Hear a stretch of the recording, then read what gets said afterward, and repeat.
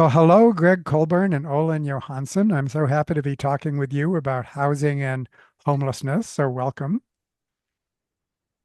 Yeah, thanks for having us, David. Yeah, It's thank an you. honor. Pleasure to be here. Yeah, and this is the second podcast I've done on this topic, the first being with Roseanne Haggerty, who is familiar to both of you. And it's really great to be kind of building out a number of podcasts on this important topic. Greg, you are an associate professor at the University of Washington's Center for Studies in Demography and Ecology. And you are the author of the very highly regarded Homelessness is a Housing Problem, which we're going to be talking about at length. And Olin, you are employed at the City of Seattle Office of Housing, and you're a multifamily housing lender, if I'm not mistaken. And so you're in the thick of it. And Yeah. you have a double distinction. In the first place, you trained under Greg. He was your professor, I believe. And then you independently discovered the kind of thing that I do and emailed me without knowing that then candidate Katie Wilson was my daughter.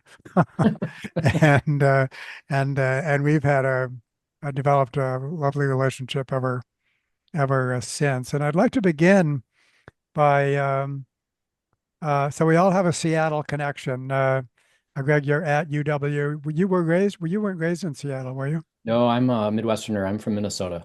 Okay, all righty. And Olin, you were raised in the Seattle area, right? And went to UW.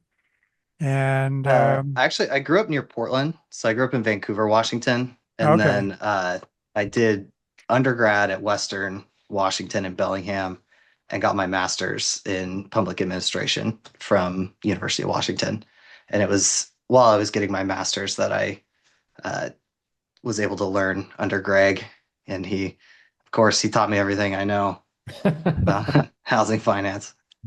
so and through you, I've learned about the distinctive ethos of Seattle culture, and so it's been really a wonderful experience. Well, I'd like to have each of you begin by just describing yourself as human beings and how you became interested and involved in the problem of housing and homelessness, if you would. Greg, would you like to begin?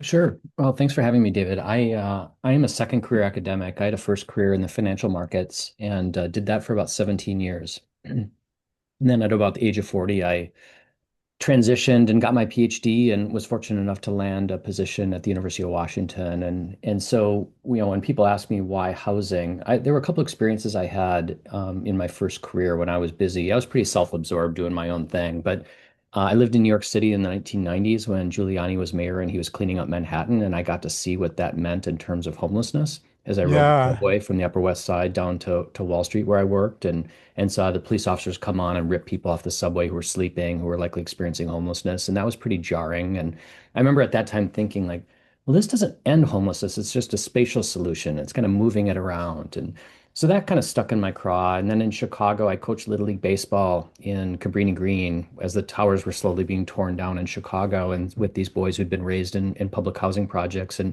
they had had such a radically different experience in their adolescence than I did, being raised in the suburbs of Minneapolis. And so that really got me interested in housing. And so when decided to make the transition, I tell people it's mostly a Maslow argument of why I want to study housing. There weren't a lot of people studying housing in the academy. It was much more into employment, healthcare, education. All of those things are really important. But lack of housing or unstable housing compromises all those outcomes, those social outcomes that we care about. And so that's what really drew me to housing. And then landing at the University of Washington, obviously, is kind of being dropped into the epicenter of the crisis in the United States. And so it's been no shortage of things to focus on over the last decade in my time here. yeah, that's amazing. Okay, Olin, how about you? Well, first of all, I should probably start by making sure to say everything I say on this podcast does not represent the City of Seattle Office Yeah. of Housing. I would like to keep my job and continue to be able to feed my baby. Um, uh, Also, David, I don't know if you knew this. This is the first podcast I've ever been on, which Ah, is surprising because for millennials, once you turn 30, someone just drops off a box of podcast equipment. So I've waited a few years. Uh, um, to tell you about my journey into studying housing, uh, I studied political science as an undergrad. I worked on a couple political campaigns. I knew policy, politics, government was where I wanted to be.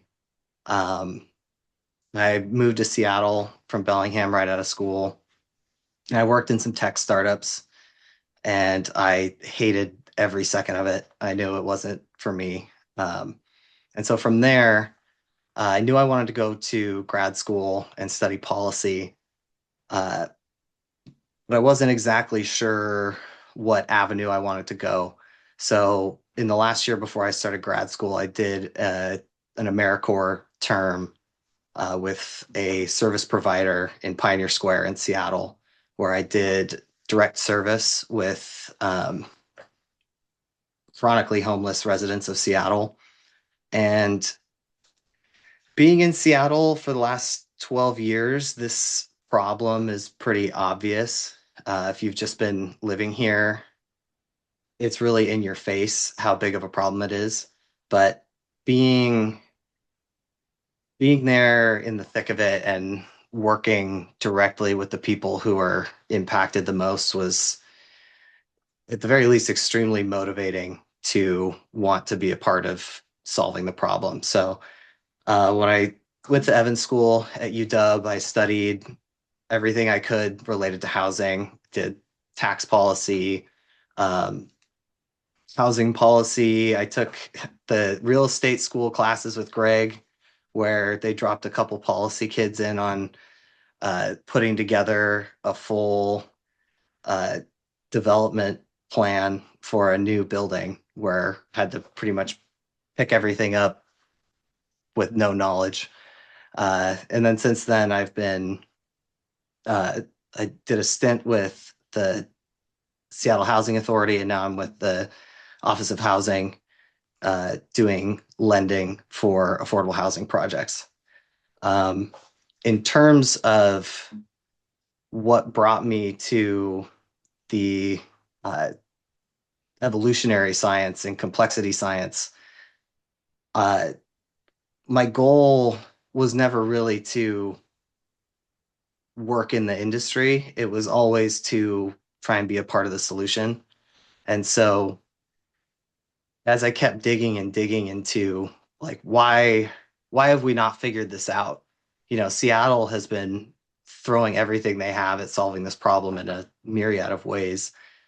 And yet it didn't really seem like we were making a dent in affordability or homelessness. So I had a friend of mine who's a professor who knew that I was really passionate about trying to solve these problems, and he recommended your book, This View of Life. And it was probably the most impactful thing that I've ever read. It felt like a recontextualization of everything I understood, and being able to look at housing and the problems in the housing system through that frame kind of made things fall into place for me. So, yeah, that brings us to now. And if I may just tell the story of how we got into contact, I think it's pretty funny. Is that okay, David? Sure, go ahead. Yeah. So, um, last winter, uh, I'd really wanted to, I finally felt like I kind of understood principles of David's work and of some other great thinkers as well. I understood it enough to try and contextualize housing through that framework. And I wanted to put together some kind of presentation. And I was really adamant about getting it done that winter because my wife was pregnant. And I knew once baby was born, there was going to be zero time for anything, which I was correct about. Um, so I put together this presentation. I spent a ton of time on it, uh, incorporating your work, Dennis Noble, Jeffrey West, all these like different pieces of what I thought kind of made up understanding the housing system. And I presented it to my office, and I, I think they looked at me like I was completely insane. Like I'd been in a basement with like a one light bulb, like pulling yarn across like pictures of maps and David Sloan Wilson, and then like probably a picture of JFK in there somewhere. But uh, my friend who suggested I start reading your book said, "Hey, why don't you send it to David? Just give it a shot." And so I sent it over to you, and could not believe that you would message me back to start with. I wanted to go print that out and get it framed and put it on my wall. But not only that, but your daughter was running for mayor in a very prominent political campaign. It was my brain almost exploded. So that kind of brings us to now, and I feel very fortunate to get to have this discussion because I don't know if there's two people better to be talking about how to solve the complexities of our housing system than Greg and David. Well, and in the first place, thank you very much. In the second place, I think there's quite a few lessons in your story. One of which, there's something about this that it really is, once you get it, um, very uh, captivating. It kind of this explains everything. And from my vantage, I'm titling this podcast and the one I just did with Roseanne Haggerty, um, Evolving Cooperative Systems, the case of housing and homelessness. So my contribution to this, I see this as a case study of evolving complex systems, and the same framework can be used to solve other uh, uh, problems. And so that's my contribution. I'm going to be dropping in and bookmarking things and just trying to make that connection. But then the other part of your story is after you became obsessed by your own account, then the very same, and then you worked hard to communicate it to others, and it like soared completely over their heads. It's just like, what? So evidently, some key has to be turned in order to make these connections. And I think that's what these podcasts do. So let's launch in. And and of course, homelessness and housing are very complex problems. Anyone would say that. And yet the title of your book, Greg, makes it sound unitary. You say homelessness is a housing problem. You kind of identify one factor. And it's complex, but you have a wonderful metaphor of musical chairs. And I just wonder if you could lead us through that metaphor, which really explains how yes, it's complex, many factors are involved, but still housing is really, at the center of it. Yeah, thanks. The musical chairs metaphor has been interesting because I've gotten more feedback on that than anything else in the book. And I'll just add on the title. I debated the title a lot, and I wanted to be intentionally provocative with that title. And and I think some people took it a little more literally than I had intended. And it's interesting, I went to North Carolina to give a talk in the fall, and the woman who was hosting me, her board chair, had communicated to her that he was frustrated that she had invited me. A lot of people get angry with me about this book because it doesn't align with their personal view, and so therefore they just get upset with me. He said, I don't want him here because I don't think homelessness is only a housing problem.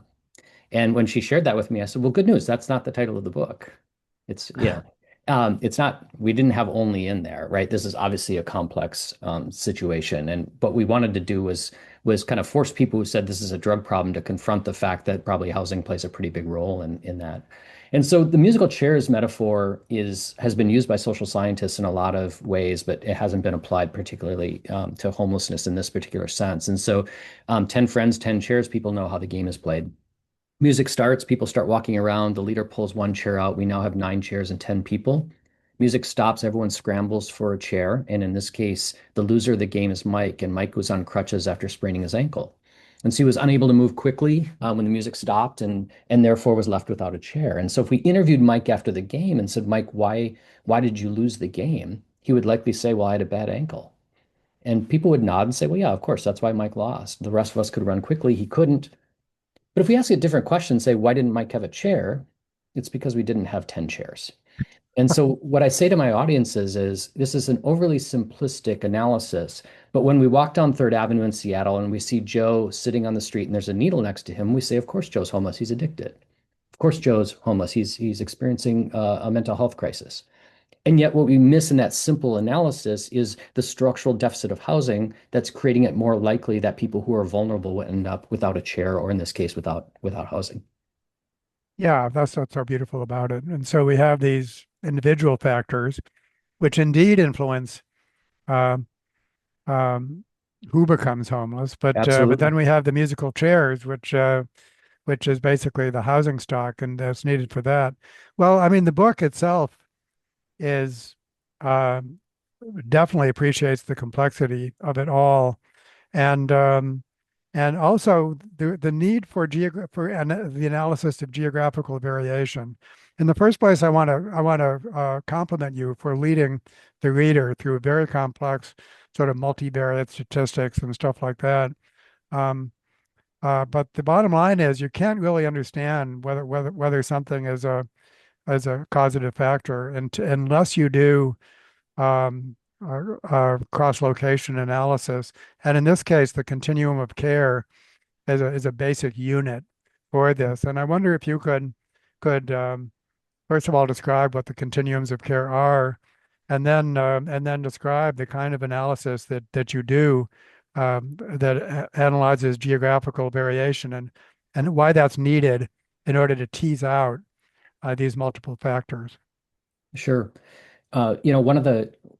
One of the reasons for wanting to write this book was we're from the Midwest, as I mentioned earlier, and we were in Chicago, and our daughter, who's now a senior in college, was probably in eighth grade, ninth grade, and we were walking down Michigan Avenue, and she made the observation that there were so few people experiencing homelessness in Chicago compared to Seattle, and I said, yeah, and I know the research, and I've been thinking about this, but it was just interesting that would come out of the mouth of a 14-year-old who's kind of focused on her own world, but it was so jarring at the difference between the two cities, and so I always preface my public talks with what we're trying to understand in this book is why does Seattle have 5 times the per capita homelessness of Chicago? And if we can answer that question, it doesn't provide a full causal explanation of homelessness, but it should tell us something fundamental about the nature of the problem and allow us as civic leaders, elected leaders, concerned citizens to focus on that particular topic. And and so that was kind of the reason for understanding this massive variation. And what I don't think people realize is how significant the variation is. 5 times is huge on a per capita basis. It's not 20%, 30%. It's 5 times. And so the way that we attempt to do that in the book is to use COCs, continuums of care, which are just basically bureaucratic spaces. In this case, in Seattle, it's King County, and within that boundary, we count homelessness and we distribute federal funds for homelessness to respond to this crisis. And each part of the country has their own COC and they can make So their. this is the federal government's attempt to solve this problem, right? Is That's by right. That's right. dividing the country into continuum of That, care. that's right. And so the federal government distributes funds to jurisdictions, and then the continuum of care is really the entity that receives those funds and allocates those funds to service providers or housing providers, whatever the case may be. And those COCs are also then responsible for the point in time count, which is the estimate of homelessness in each jurisdiction. And then those are sent to HUD in DC, Housing and Urban Development in DC, and then the national estimate of homelessness is published by HUD. Yeah, so And so, let me drop in with yeah, one of my bookmark here. please do. The need to monitor and assess. I mean, obviously, we're not going to address this problem unless we measure it. Mhm. And then there's the question of what do we measure? And so the COCs are basically responsible for some standardized way of measuring homeless. And this point, what did you call it? Point of contact? The point in time count, which is Point on in a time single count. night or 2 nights every year in January, we estimate the homeless population in each of these jurisdictional units, COCs. Right. Okay. Yep. Continue. And so the purpose of the book was to kind of explain this regional variation across COCs and across cities. And so we picked, in essence, the 30 largest metros in the United States. One of the complicating factors is some places count homelessness at the city level, New York City, San Francisco, Washington, D.C. Others, like Seattle, King County, Multnomah County, Portland, et cetera, count at the county level. And what always drove me crazy is when I would read journalism about homelessness, people would compare per capita counts of King County to New York City. That is not a fair comparison because we're comparing a county to City. just a city. And so King County's numbers, all else equal, should be lower than New York's on a per capita basis because homelessness congregates in their urban core.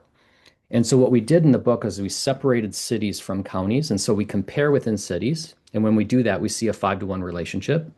And then we compare within counties and we see roughly a 5-to-1 relationship, which I didn't realize until we ran the numbers. And so the book then says, let's use these, test all the conventional explanations for homelessness, use relatively simple statistics and see if these factors explain that regional variation. If it doesn't, we cross it off and we move to the next one. And not surprisingly to anyone saw the cover of the book, we work through them and what we see is housing market characteristics do the best job of explaining that regional variation. Right. Olin, do you want to add anything to anything to that?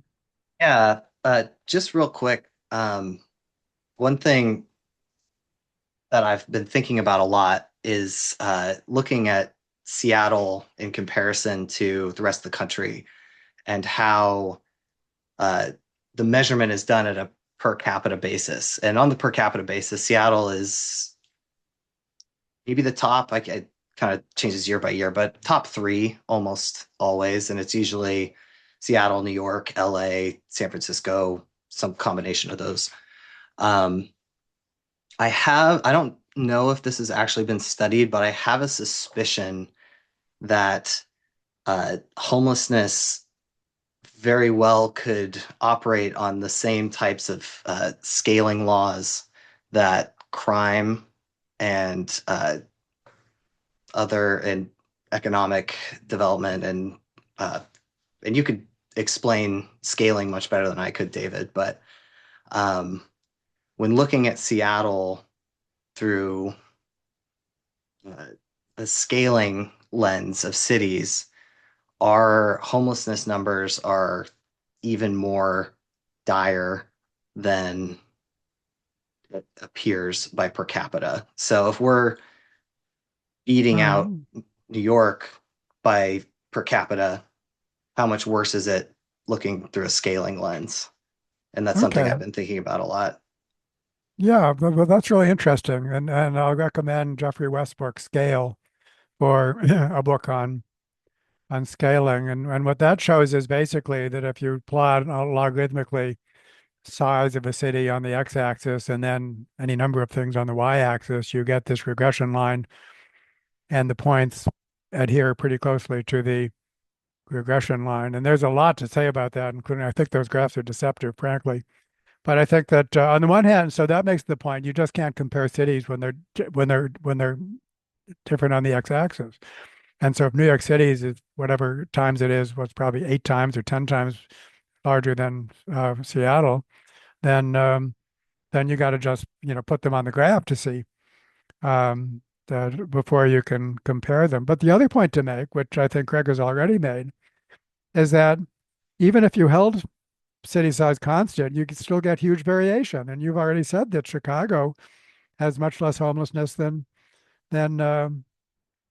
Seattle, and it's Chicago's bigger, and there you get to these really interesting factors like what's the housing stock? If a city has lots of cheap housing, then homelessness is not going to be a problem. I mean, there's other problems. You still have addiction and mental illness and everything else. It just doesn't manifest by people on the streets.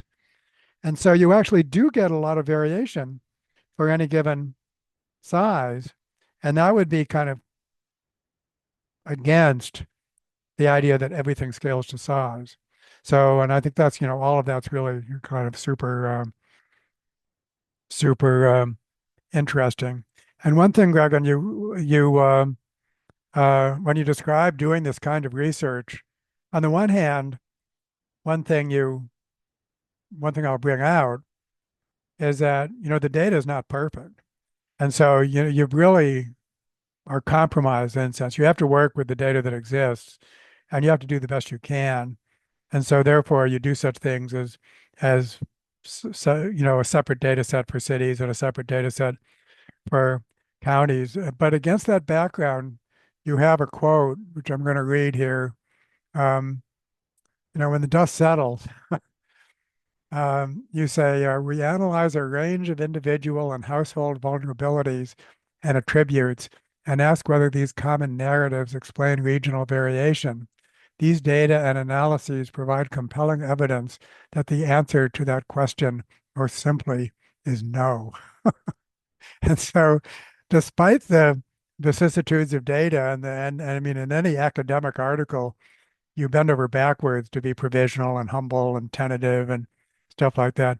There appears to be some results that emerge so clearly from this kind of analysis that you can actually make a confident statement like that. And so I just wonder if you could give us a little taste of some of these factors, which are on many people's minds. They would nominate them as important factors. And you are able to say, well, actually not. Yeah.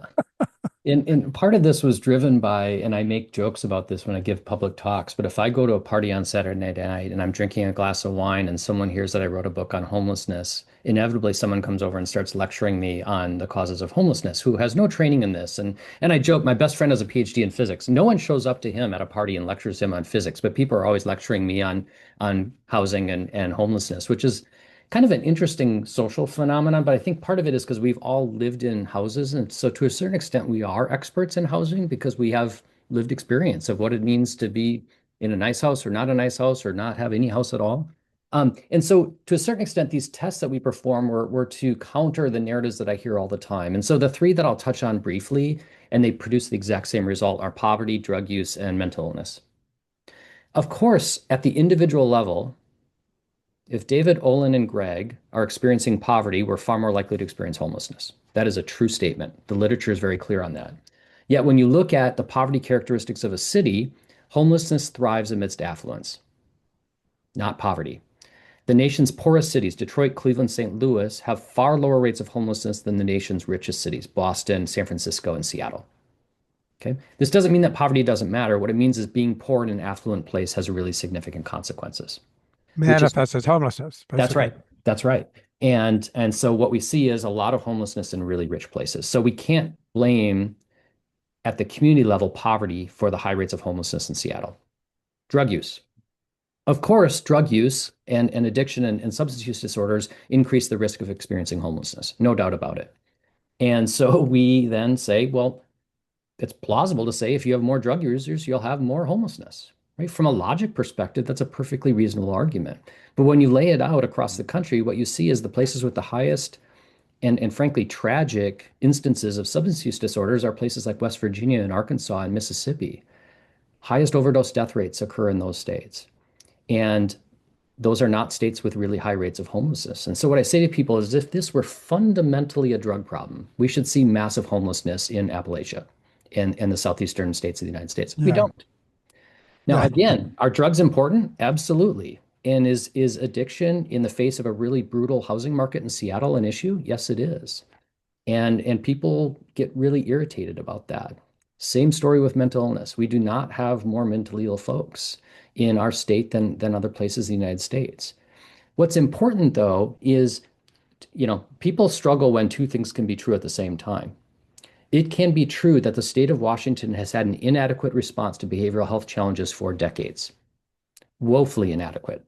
That is a true statement. Has that exacerbated our housing precarity and homelessness crisis? Yes, it has. Do I think we should have a more robust response? Yes, I do. And we can also have a housing market that is very, very challenging, such that if you are vulnerable in some way, it creates the conditions for more homelessness. And so my hope would be that we as a state and as a county and a city have a more robust response to care for people who have behavioral health challenges. And unless we figure out this housing stuff, we're going to continue to have this cycle of homelessness. I firmly believe that. Yeah. Yeah. And so, and what are we trying to solve anyway? We're not just trying to solve just homelessness. Mhm. We're trying to solve, basically, we want everyone to flourish. So, That's right. let's add climate as to one of the things that you're able to discount. Well, this is the classic cocktail party explanation of homelessness, which is, of course, LA has a lot of homelessness because it's warm and Chicago's cold. I've had people say, Greg, I'd rather be homeless in LA. And I always say, I don't want to be homeless anywhere. Let's start with that. And it is true that LA is warmer than Chicago, but there are plenty of warm places like Phoenix and Dallas and Miami and Orlando that don't have big, huge rates of homelessness. And I was just in Boston last week and it was terribly cold. And they have among the highest per capita rates of homelessness in the United States. And so Mother Nature is a very tempting culprit. We would love to blame Mother Nature. And I fundamentally believe the reason behind that is because then we don't have to look in the mirror and blame ourselves. If we can blame the weather, then it absolves us. But then when you just lay out weather patterns, you can just say that just doesn't, the logic doesn't hold. And therefore, we're still looking for a better explanation. So um, now, I mean, a lot of this is called the ecological fallacy, isn't it? Could you just define the ecological? I actually have trouble with that myself, by the way, but Yeah. Well, the ecological fallacy, and it was actually Beth Shin, who's at Vanderbilt, who is a renowned homelessness scholar who brought this up to me as I was in the early stages of writing, and and Beth said, I think you really want to touch on the fact, which is um, attributing community level attributes to individuals or vice versa is the yeah, ecological fallacy. And so what we need to be careful about is the attributes of a city are not the identical attributes of individuals and vice versa. And so that can certainly be a problem in when we think about homelessness. I think the most famous study, boy, and I haven't looked at this in a while, was um, uh, the the share of non-English speakers in a city is actually highest in places with the highest level of education, which seems counterintuitive. And you say, well, then the city has the highest level of education, San Francisco, Seattle, highly educated workforce, but they also have a huge share of people for whom English is a second language because immigration happens in yeah, dynamic cities, et yeah. cetera, et cetera. And so you could make an ecological mistake by saying either one way or the other, and you would get the wrong result. And that's really true with homelessness in the sense that what we need to think about is the attributes of individuals and the causes of homelessness are important and they deserve attention. And then we've got this structural factor of what's going on in the city, which we would argue is housing costs. And we shouldn't be mixing the two of those concepts. We need to And so, think about yeah, those and separately. so what this emphasizes, and Olin, I'll ask you to take your turn. Basically, this is why we really have to be complex systems thinker because Yes. these things don't map. Individual and collective does not map onto each other. It's more complicated than that. And so, unless you really become adept and comfortable with thinking about complex systems, then forget about it, basically. That's the degree to which it's a necessity to adopt a complex systems approach. We haven't really gotten to evolution per se yet, but we will. And Olin, once again, let me ask you to drop into the conversation in any way you like. Working off of the assumption that of Gregg's book that homelessness is related to housing supply. Um, that has been the foundational principle that I've been working off since I started my career in housing. Um, I chose to work and learn housing finance, real estate finance, because I wanted to understand the production model and the production system that cities in the United States use. Because coming from public policy background, you don't really learn the nuts and bolts of how it's done. Um, Looking at Seattle, question is, why haven't we fixed this yet? Why have we not figured this out? If we have the nation's leading thinker on this at UW, we have a um, we have a populace who wants nothing more than to solve this problem. If you look at how they have voted and the actions that the citizens of Seattle have taken, we passed $1 billion housing levy a few years ago, of which my team in OH is funds projects with. Uh, we passed a social housing plan, of which I don't know if 1 in 10 people really understands how it works or even what it really is, but people are very excited about it because they think it might help us solve the problem.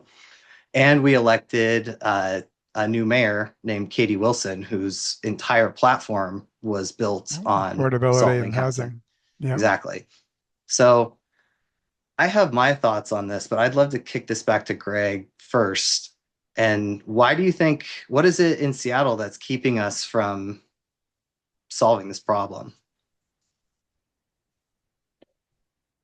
Well, it's not just Seattle. So I've traveled. I've done about 175 talks all around the world. I've been to almost every big city in the United States talking about this. And Seattle is not alone. We are not unique in this. And so I think that's important that there's not some Seattle-itis that is, that we've caught and that other cities aren't. Um, Other big cities, other growing dynamic cities are dealing with the exact same issues. I was actually giving a talk in Portland last night, and they're in the same mess. Their dynamics are slightly different than ours, but it's a very similar situation. I think part of the problem is that this is been a slow building crisis.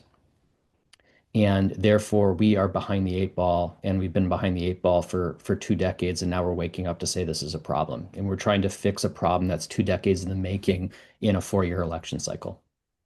And that is unrealistic. And I've said this to every elected leader I've talked to, that it's unrealistic to assume that you in the next 4 years can fix a problem that's been building for a long, long time with structural factors that are disproportionate to the resources and power that you have. Just And it has to do with such things as, extreme inequality. totally, And absolutely. so, We think which about is not that easy to fix. I mean, it's that's, not that easy to that's fix. deeply, deeply systemic in order to We fix that.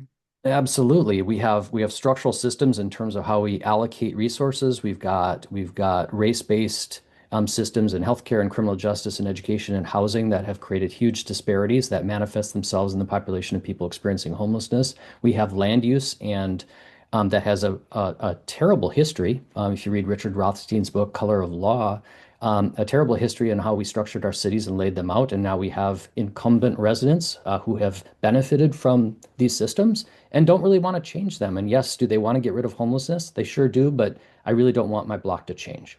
And Yeah, so yeah. we Uh, have, uh, and so I agree with you, Olin, that people want a change. I'm not convinced that people are willing um, to deal with the consequences of actually doing that. What would that actually mean in terms of tax policy? What would it mean in terms of changing our built environment? And so I think that's where the rubber meets the road, and that's the conflict that we see right now, both political and social conflict on this issue. That on one hand, yes, I want change. On the other, I don't know that I really want my life to change that much. yeah, that's a good point to make. And I think, and not only that, but even if everyone were willing, there'd be a labyrinth of kind of rules and regulations and bureaucracies and so on. And we need that. I mean, we need structure, but we Yep. don't necessarily need the structure that we have. And so therefore, there has to be that kind of change, even if everyone could get behind it. So this is what we call a wicked problem. And yet, I think there are some grounds for optimism that we'll get to. But let me get to my next point here. I think that I'm gonna make this same point as part of our conversation in just a little bit.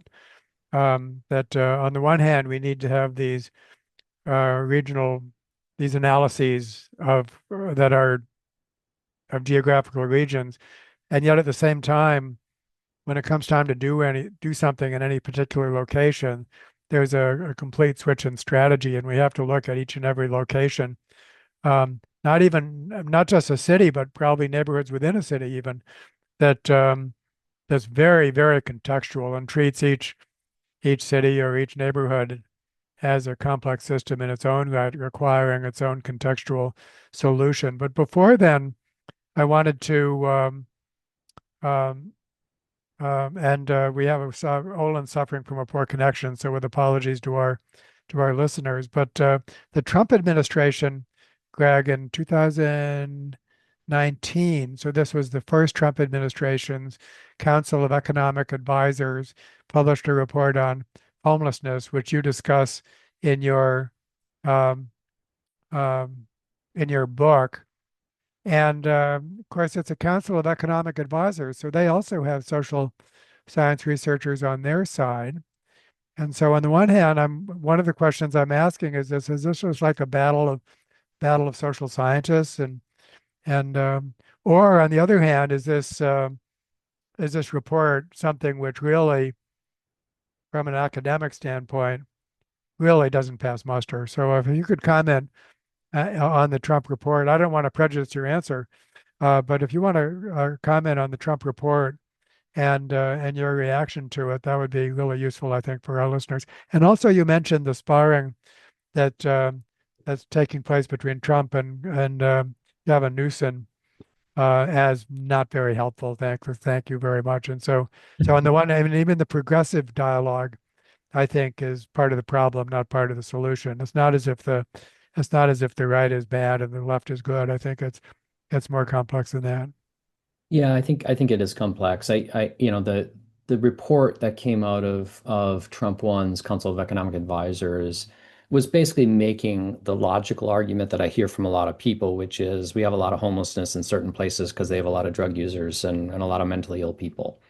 And so that fed into this narrative. I don't know how many people are actually reading Council of Economic Advisor reports, so I don't lose a lot of sleep over that. But the point was that we this narrative that I hear at cocktail parties was also being echoed by some of the most powerful people in the country. And as we demonstrate in the book, it's just false. I mean, it's just not true that we have more addiction and mental illness in California and Oregon and Washington than other places. And so the point was not necessarily to pick a fight with them, but it was to say that this is a common narrative that is echoed at many levels of society that just doesn't hold up. And so we just let the analysis in the book speak for itself and move on from that. And we haven't heard we now hear the new sparring is less about that argument. It's more about whether the interventions work, and we'll talk about that in a moment. But then back to the Newsom Trump sparring from the first Trump administration. Our point there was that they were both making arguments that were incomplete or potentially just flat out false. Trump was accusing California of having lots of homelessness, which they do, and Democrats run California, and 1+1 = 2. And the flaw in that argument is that Democrats have been running Cleveland and Detroit and St. Louis and Philadelphia for as long as I've been alive, and they don't have a homelessness crisis. And it's not to say those cities have no flaws, right? And Yeah, so, it's so let's set that argument aside. Newsom responds and says, well, no, federal government, it's your fault. It's retrenchment over the last 45 years in federal housing policy, which is a true statement. The federal government has not done us any favors in terms of low-income housing policy. But if that were really the cause of the homelessness crisis, we shouldn't see huge variation, right? We should see that impact be felt equally across the country, and we aren't. So there is something going on in California that's different than Chicago. And so both of those arguments, it consumes energy and angst, and neither of them move us forward in terms of understanding what's going on and how to fix. Would it help Seattle and Washington and California if we had more support from the feds? No doubt about it. But there's also something going on here. right. Yeah. So, I mean, one gets the impression from your book that if only people listen to the science more, things would be better. Uh, but they don't. And so what are the barriers? Why do these narratives just kind of overwhelm the science? Yeah, it's a great question. I've thought a lot about this because in every one of my talks I will, most of the people have been very supportive. Some people are very angry because they feel like this argument threatens their position. I fundamentally believe that there's at its core that fear is a big driver of this, and homelessness is a very emotional topic. Um, One, there's a fear that this could happen to me or someone that I love and care for. Yeah. Or alternatively, I don't feel safe going to a Seahawks game anymore because I might confront someone who's in crisis on my way there. And so this fear is a big motivator. And so Greg stands up, and I'm wearing a blue score coat, and I put some graphs up and say it's a housing problem. And they're like, I remember being really scared walking downtown Seattle because I was confronted by someone, and that emotion trumps Greg's bivariate regression analysis, right? It's just, in terms of rank order of things that I'm going to believe, like Greg might make sense, but that's not what I'm seeing on the street. And so what Well, we, go ahead. Go ahead. Keep going. and so I think the personal interaction and what we witness becomes top of mind, and then there are these other arguments that may make logical sense, but they don't align with that, and therefore we go with what we see. And I understand, and I say this in all my talks. If you're a restaurateur in Seattle, I understand why having someone urinating outside your restaurant's a problem. I understand. I understand why you're irritated and frustrated. And so, what I'm not saying is let's just not worry about this. What I'm saying is we need to attack this structurally. It doesn't minimize the harm, both to the individual on the street or the community from this. Um, But that's a tough thing for people to reconcile. Yeah. And so, I mean, that's a good answer. One of the most amazing things I learned from your book, maybe the most amazing thing, the thing that hit me the hardest, was that there is one homelessness problem that has been largely solved, and that's the veteran homelessness problem. And why would be that? In large part because of an attitude, because we honor veterans. When they're homeless, we don't blame them for it. We feel we have a duty to do something about it, and we do. And so you're nodding your head. And so what this all traces to an attitude, and that if we had the right attitude, we could do something about it and have. When So, pe- yeah, so to elaborate on that a little bit, and also tell me if there's anything other than pure attitude that has enabled the veteran homelessness problem. I think 50% reduction or something, something that's like that exactly right. nationwide. What is That's going exactly on? I mean, it's extraordinary that just by shifting our attitude and realize that the other homeless people who are not veterans also are human beings and have dignity and shouldn't necessarily be blamed for their Yep. predicament. Just so amazing. I still can't get over it. Yeah. Well, I conclude my talks, every one of my public talks, I conclude with this story because what I want to leave people with is one, we know what the solution is. It's right in front of us. And I want to leave it on an optimistic tone. This is not hopeless. So let's just talk about why we did this in the United States. My dad's generation, the Vietnam generation, came back from fighting, largely men in that case. These men were largely overrepresented in the homeless population. Lots of PTSD and behavioral health challenges. And I think the nation feels guilty about how we treated those soldiers. We did not treat them with honor and respect. Fast forward to the next generation, we have wars in Iraq and Afghanistan. We have men and women returning from those wars. And collectively as a nation, we said, let's not repeat that mistake. And so what we had was Republicans and Democrats in Congress said, let's make sure that we care for veterans such that they're not overly disproportionately represented in the homeless population. So we voted, we had political will, and then we put resources into HUD, housing programs, and the VA, which is the primary medical point of contact for veterans. And we provided housing and services, which is the recipe for ending homelessness. And we did that at scale. And we were able to do it at scale because we had the political will and the resources of the federal government. And lo and behold, what happened? Over a decade, we reduced veteran homelessness by over 50%. And I had the opportunity in October of 24 to have an audience with the HUD secretary right before the election. And there were about 20 of us in the room. And she had asked us, if you were me, what would you do? And I said, Madam Secretary, if I were you, I would climb to the highest mountain and keep yelling about the success we had with veteran homelessness because I don't think the nation understands that our elected leaders said this is a priority. They put resources behind it. We used the evidence base of around housing and services, and we did it.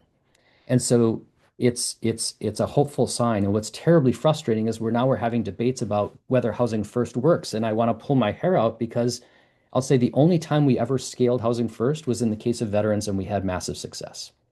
The reason we aren't is because we drew the line, as you said, David, we drew the line at veterans. And I'm all for housing veterans. I always say this. My dad's a veteran. My grandpa was a veteran. I think it's wonderful. But I also think other people deserve care and dignity, as you said. We drew Yeah. the line there, and that's where we had success. And the reason we've had failure in those other domains is not because these interventions don't work. It's because we haven't funded them with political will and resources. That's our failure. The intervention, in my opinion, is not the failure. Yeah. That's just so incredible. I'm very happy to represent that as a feature of this podcast.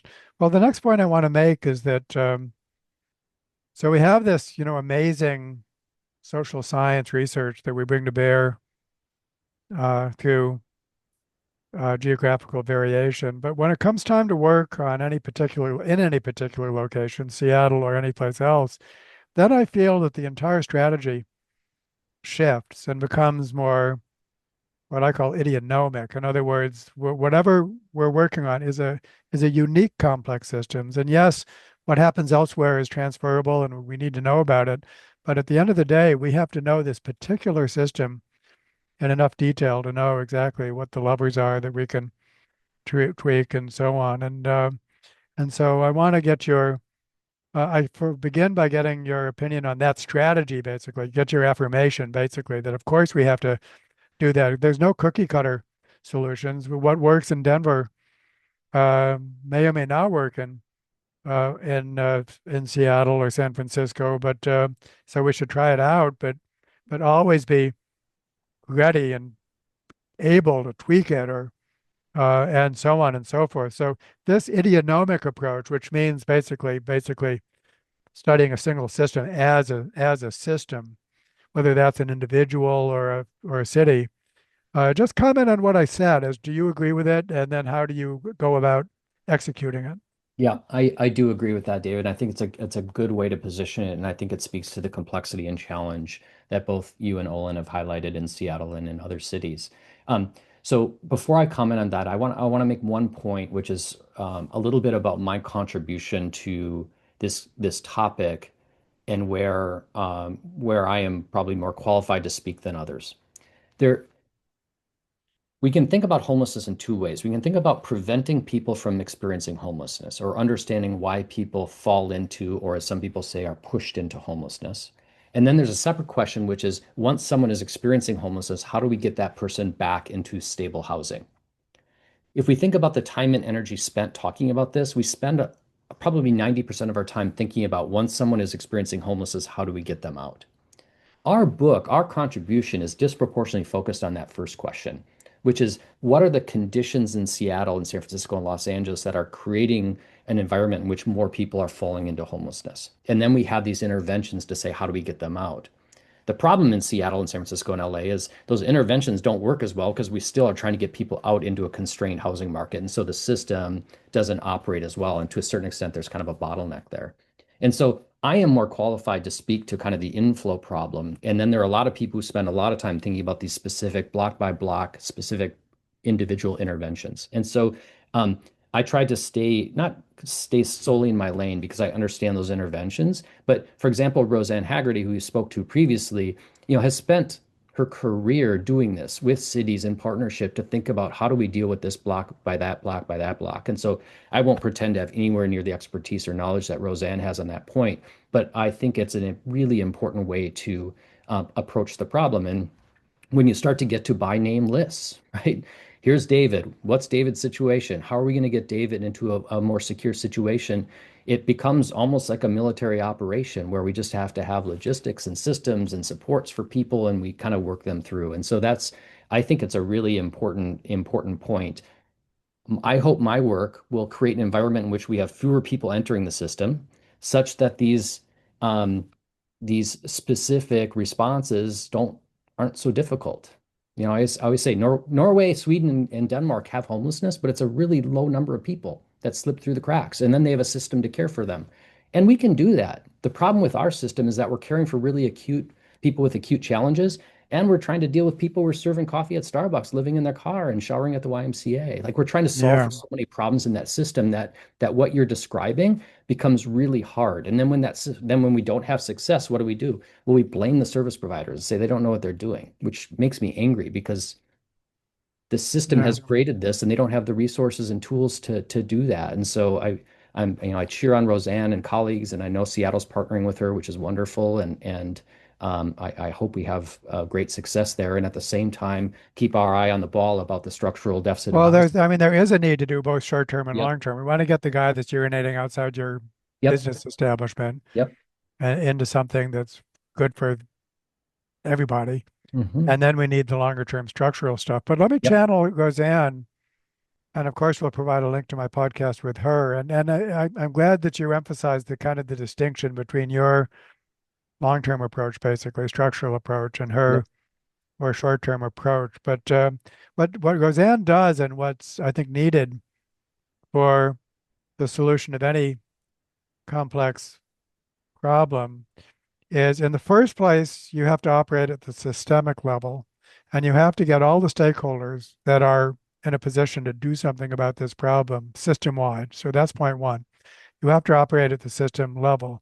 And then you have to bring that system level to bear on each and every individual homeless person who has a name, a history, a context, and they're the problem that needs to be solved. And you will never know what part of the system you need to draw upon in order to help that individual person. So it's a combination of systemic and hyper local. That is needed not only to solve the problem of homelessness, but to solve any other problem. And there's where evolving cooperative systems um, comes into the picture. And so I think that I'm basically I'll ask you to comment on that. And with apologies, Olin's internet connection is sufficiently bad that he's bowed out of this conversation. Great apologies, Olin. But Gregg, if you could comment on that, I'll proceed to my next point. But I think we might be in agreement on that. I think we're in absolute agreement, and I guess my only comment would be that that work, that hyper local work, is a lot easier if it's 2,000 versus 14,000 people. And when it becomes Los Angeles and you've got 100,000 people, that becomes an immense challenge. And so Right. hopefully we could reduce the flow of people into homelessness such that those systems that are in place to care for people are not overwhelmed. That would be Yep. my hope. Well, Roseanne, I asked Roseanne to give me two success stories because Roseanne, with her organization Community Solutions, which received the MacArthur Foundation $100 million grant 4 years ago, works in over 170 communities. And so she has a real cross-cultural, cross-site comparison. I asked her to give me two success stories. One was a multi-county area of Mississippi, Hmm. which tells you that this transcends red and blue. Isn't that Yep. good to know? Yep. And the other was Denver. Yep. And now she's working in Seattle. But I want to proceed to my next point, um, which is the role of technology, because I think that for any analysis or uh,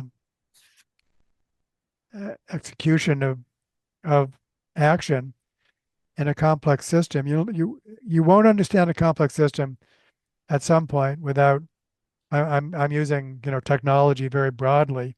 Obviously, we won't understand it without good statistical methods, and so your book is replete with that kind of thing. But also, and especially when working with single locations and you're trying to understand it as a complex system, it's then that such things as multi-stakeholder strategic mapping and digital twins and something has to convert this into some kind of box and arrow diagram where you would know, if I press this, if I do something here, how's it going to cascade through the system? The human mind can't wrap itself around that.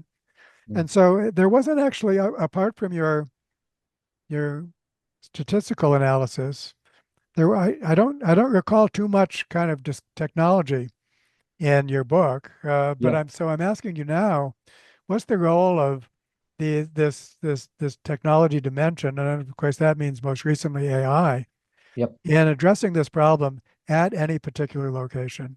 Yep. Well, I think I have two answers to that. I think one, the omission in the book is because that is not my forte. Okay. Um, there are other people better positioned to do that. But two things I'll say. One is we are actually working right now with former Governor Gregoire and Microsoft to work on creating a better dashboard for housing in the Puget Sound region. And despite all the time and effort we've put on this, we still don't know actually with precision the number of units being built in each jurisdiction every quarter or every year, and how does that line up against our regional needs assessment. And so that's one, and we're actually partnering with Microsoft's AI initiative to do that. And so that's a Okay, way that good. we can incorporate technology to allow for decision makers to have up-to-date, good information on a really important issue. What really stuck with me is I had a conversation with a funder out of Washington, D.C., who was talking about housing data and kind of how weak it is. She said, if you were to talk to any mayor in the United States about their crime data, they could tell you about what crimes have been committed in the last week and who's sitting in prison. If you ask them about who's been evicted or how many houses have been built, they wouldn't know. And so what we've done is we've prioritized crime data, and housing data is way behind. And so I think that's a technology answer. And I think Roseanne's organization is doing a good job of thinking about Oh yeah, I'm just going to how to send people to incorporate. my conversation with her, and she has Yep. much to say about that. Absolutely. I think upstream a little bit more. I spent last week in Boston touring facilities that are using in essence, assembly line technology to construct housing more quickly and more efficiently. And in fact, one of the firms it was two people who were responsible for the robotics initiative at Amazon. They created the robots that pick goods and put them into boxes and send them to people's homes. They're now using that robot technology to build housing. Churn out housing the way they turned out tanks in World War II. It's exactly right. Exactly right. It's interesting that we have, there's a great paper from Ed Glazer at Harvard who looks at activity in different domains of the economy. Technology, healthcare, manufacturing, patents have done this over the last 60 years. In construction, they've actually gone down. It is the least innovative sector of the economy by far. We're still building housing the exact same way that we used to. And so it is a huge opportunity. And when students say, well, how can I get involved in this? I say, boy, if you're entrepreneurial and want to think about new ways to do things, you could have a massive impact here and use technology to build housing. And there's nothing wrong with two by fours and a hammer and nail, but the reality is we need to move beyond that. And so there's a big technology role here, both at the hyper local level and also upstream a little more structurally. Yeah, that's great. Well, I got three more points, Greg, so hang with Sure. me here. I will. Um, uh, it kind of almost goes without saying that when we try to solve these problems, it needs to be iterative. In other words, we'll never know exactly what's going to work. Yep. Therefore, we have to form some kind of target. What are we reaching for? Then you have to survey the alternatives. Then you try something out, you evaluate it, and then rinse and repeat. And so, I mean, anyone is kind of forced into this mode just to just to succeed. But from my perspective, we formalize that and say, friends, this is a cycle of cultural evolution, variation, selection, and replication. We call it a VSR cycle. It needs to take place at all the time in multiple scales. And so, I mean, that's how I describe it. But I just wonder your own way of thinking about basically the need to be iterative. Mhm. So if you could just speak about that from your own perspective, I'd be really interested just to compare um, how we think about the need to be iterative. Yeah, it's a great question, and I've spent a little time thinking about it since you prefaced that for me yesterday, and you obviously have far more experience and insight into this than I do. But I, I think about iteration in the context of risk taking and penalties for risk taking, and I feel like we penalize risk taking in our society so greatly.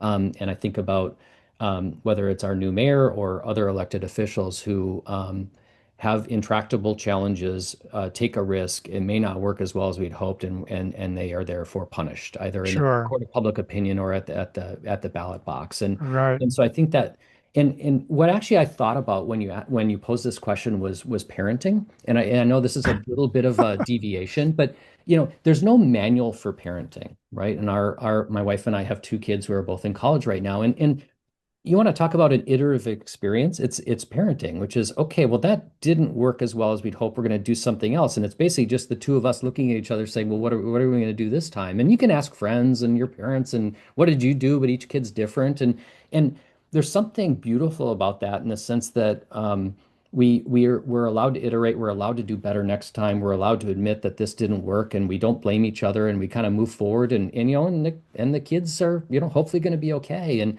um, we we we don't allow for that. And so what I say to people when they ask, like, what can we do to help this situation? I always say, give our elected leaders a little grace. Let Yeah. let them try things and don't crucify them when the problem isn't solved in a year because it's not going to be. And when I was in City Hall with Olin's colleague, I was part of the housing levy task force. We passed $970 million. It was, people from industry and elected leaders and things like that. As an academic, I always said, I don't really have a boss. I just kind of do what I want to do and I teach and I write, and that's a great luxury. And my point in that room was, why didn't we start with 4 billion? We all know that 970 million isn't going to solve this, and we're going to ask people to pay more taxes, and then this isn't going to go away in 5 years when this money is spent. And they said, well, we didn't think we could get to five and this and that. And so there's this kind of political. And so what we've done is we've hemmed ourselves in. We passed this housing levy.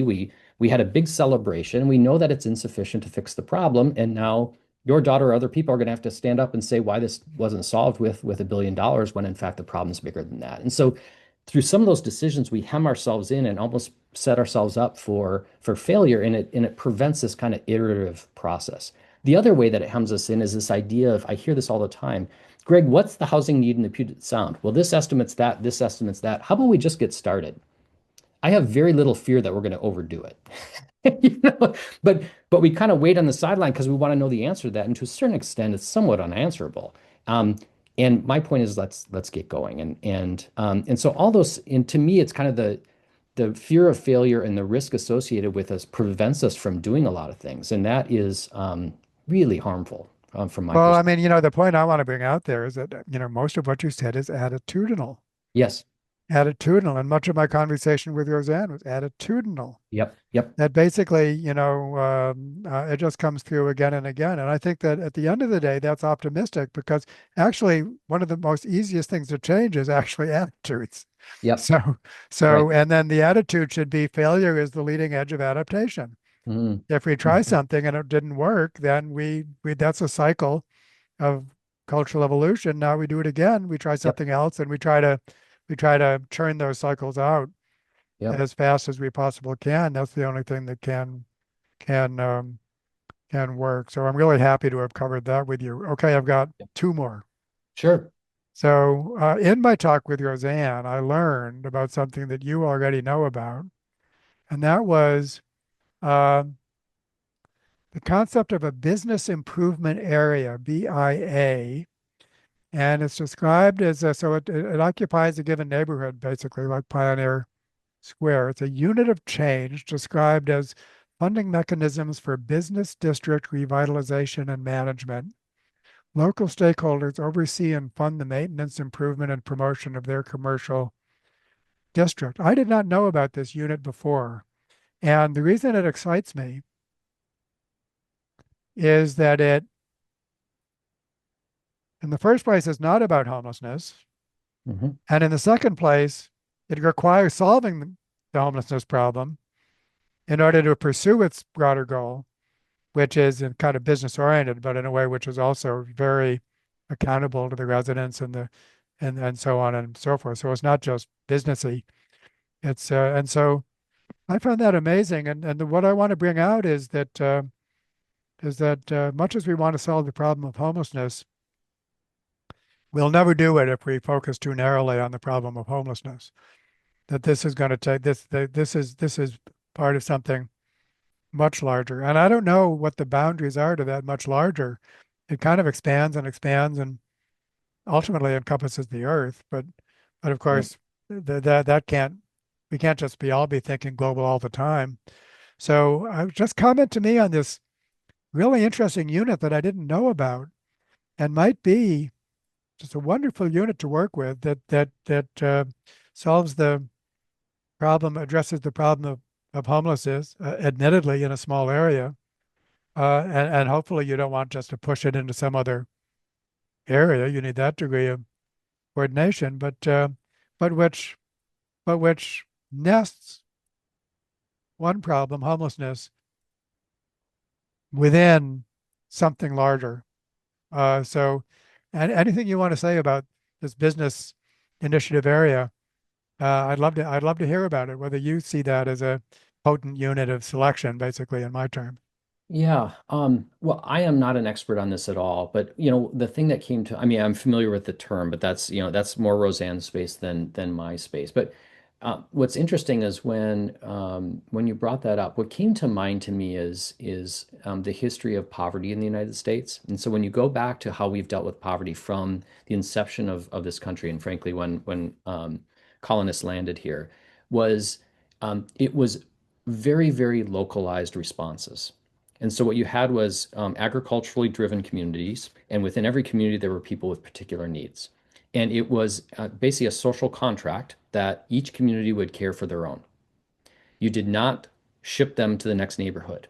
Part of the consequence of that was if someone from the next village over who was mentally ill came in, they would say, no, no, no, no, you got to go back home. We are not here to take care of you. And so what happened as we urbanized, we lost that a little bit.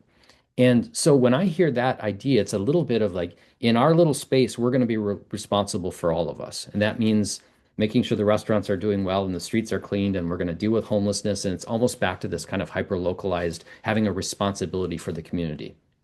Your last point is the key one, which is we do that, and then frequently what happens is like, well, let's just move them 2 blocks over, and then it's not our problem anymore. And that's fundamentally what the challenge is. And so, you know, I have said to many people who disagree with me on that if we can combine that type of attitude with a little bit of compassion, I think we can have some success. And the problem is we seem to be lacking in the compassion gene right now as a society, and therefore, shipping people down to the next block or the next city or whatever is the easier path.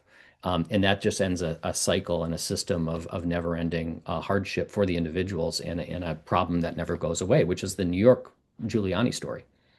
We'll move it off Yeah, right. Yeah, Manhattan, then we'll which send it got you into there it, which got you into it in the first place. in the It didn't first end place. homelessness, right? New York still has the highest homeless population in the United States. It just moved it. Yeah, and so I think that part of the pro-social mindset is not only to establish internal pro-sociality within any entity, which is hard enough, Yep. but also to be responsible for your externalities. If you're really pro-social, it's like the original Google adage, do no harm, or the medical creed, Yep. don't be evil, do no harm. If I'm doing something and then it's causing a problem elsewhere, well, I'm not going to stand for that. That's right. That's what qualifies me as a citizen, and so on and so forth. More attitude that I think that we can not just surface but establish as a norm, and once again brings out something which I didn't really um, expect to become as prominent as it has in this conversation, the importance of attitude. Hmm. And so much can be done in terms of the way we think about these things on the inside that influence how we act on the outside. And then when we do act on the outside, then all of these structural considerations come in. So it's wicked for sure, but not impossible. And I think and that's why it's hopeful. I sense hopefulness in you. Yep. And I certainly am a hopeful person that, yeah, we can do this. Let's call it a moonshot, and let's remember that we actually did put a man on the moon. Exactly. And so let's get going and with the best of our resources. Well, now my last point, Greg, is to ask you about the center that you're starting, because I Yeah. understand that you have a new center, and so we can end with you telling us about that. Yeah, thank you. Thank you. So about a year and a half ago, or almost 2 years ago now, the Puget Sound Regional Council, which is our regional planning organization, came to me and said, we feel like we have a need for a center where we can conduct housing research and bring people together and kind of collectively, hopefully deal with some of our regional challenges on housing. And we're curious if you'd like to potentially set up a center at the University of Washington to do that. And so fast forward a year and a half now, we have informally launched, and we're starting to do projects with the city of Seattle and nonprofits and Microsoft and a whole bunch of different people to kind of think about the housing system overall, all the way down into homelessness. And so we're going to formally launch in March next month, and make a formal announcement that we're off to the races and we're raising money. And our goal with the center is to do three things. One is to conduct objective, locally relevant research on housing, and that's certainly in our Puget Sound region, but across the state. Two, we want to play a convening role, which is what I observe in a lot of the housing discussions is these people are mad at those people and they don't talk. And I really believe that if we can bring people together around the table, we'll find out that we share a lot of common goals. And therefore, how do we then navigate conflict to hopefully achieve something better for our community? And then the last one is really to embrace the educational mission of the university, which is our students want to focus on housing. And part of that's selfish because they realize that they aren't going to be able to live in the city because it's too darn expensive. And so what we want to do is harness that energy that we see from our students and create more opportunities for them to partner with organizations, to have mentors, to participate in case competitions, to take more housing courses, et cetera, such that the next generation is prepared to engage on this super important topic that's really item number one for mayors and county execs and the governor. Well, I can't imagine a better person to captain that ship. And I'm really happy to have been able to make this conversation available far and wide, to pair it with my conversation with Roseanne, to pair those with other conversations I've had on evolving cooperative systems, which happen to be in other contexts. And so that's my contribution. And so I look forward to possibly working with you together, and then anything you can do to help my daughter Katie out would be much I appreciated. happy to help happy to help in any way. I appreciate the invitation, and I just want to. I know we lost Olin, but I will say as a professor, and I'm sure you've had this experience, to see former students doing really good things in the world is it's hard to put a price tag on that. It's just incredibly Oh rewarding, and yeah, so no, I'm yeah, super that's so proud of cool. Olin and the great students we have at UW who are out really making a real difference in the world. Absolutely. I mean, Katie's reaching out to young people, and she's doing it very, very forcefully, and we should too. So I think Yep. that, and so all good. All right. Well, thank you so much, my friend. Thank you, David.